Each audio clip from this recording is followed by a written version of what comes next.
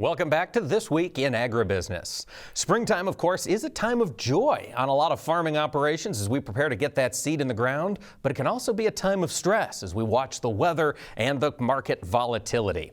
Well, May is Mental Health Month, and Max is talking with Adrian DeSutter about things you can do on the farm to manage your stress. Well, we know that every spring, farmers are very much excited about getting into the field. They look forward to spring field work, and yet at the same time, Mike, planting time can be so stressful. During this month of May, which is also Mental Health Awareness Month, we wanted to devote some attention to that aspect of rural life, the farmers and ranchers and their mental health. To help us with that is Adrian DeSutter, who is an agriculture wellness advocate. She's a counselor. She also happens to be married to a farmer in Illinois. She talked about the stresses of farm life. For the life of a farmer, there's no off season really. It's always a busy season. So there's always a lot of things on your plate, a lot of heavy weights on your shoulder with different stresses that can come up with, again, managing the family, like you said, those time constraints, dealing with all of the different uncontrollable factors. You know, you're worried about markets, you're worried about disease, you're worried about pests.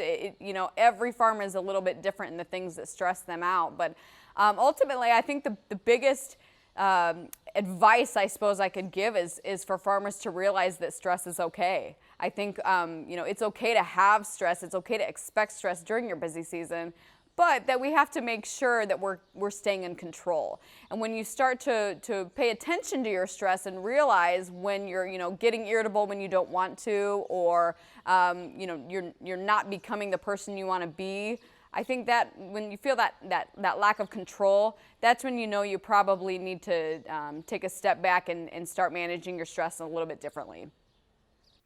I noted the other day we caught up with you as you were heading toward a family vacation. I guess there is a family season maybe too that we should keep on the radar screen as one of those relief valves during stressful times. I would argue that family season should be every season, but it's tough to balance your home life with your farm life because it's the same life.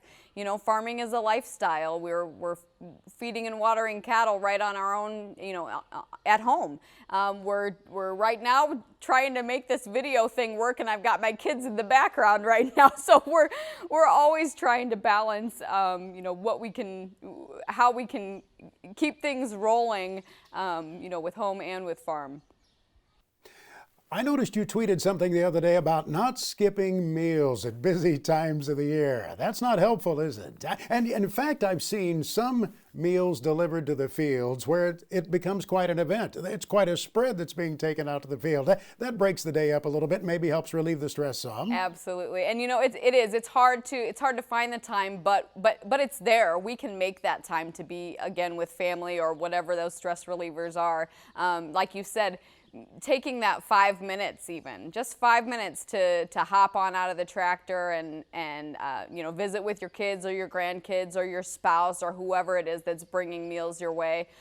Even if family isn't something that you use as a stress relief, even just making sure you're hitting those basics, making sure you're getting sleep or not skipping meals, or, you know, swinging by a gas station on your way to work and grabbing fast food or something.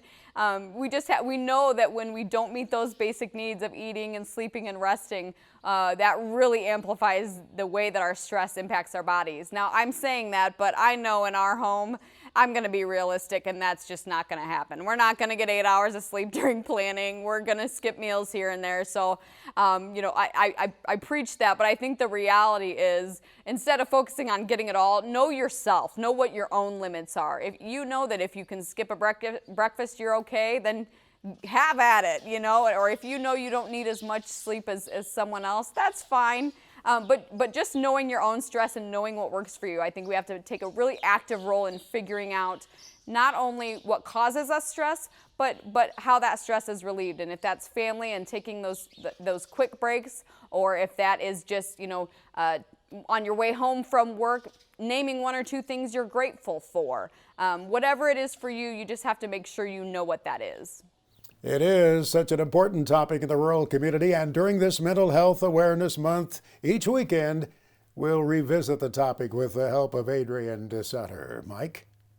Don't let that stress get the better of you. Thank you to Max and Adrian. Folks, we will be talking to Adrian each week here in the month of May, as it is Mental Health Month.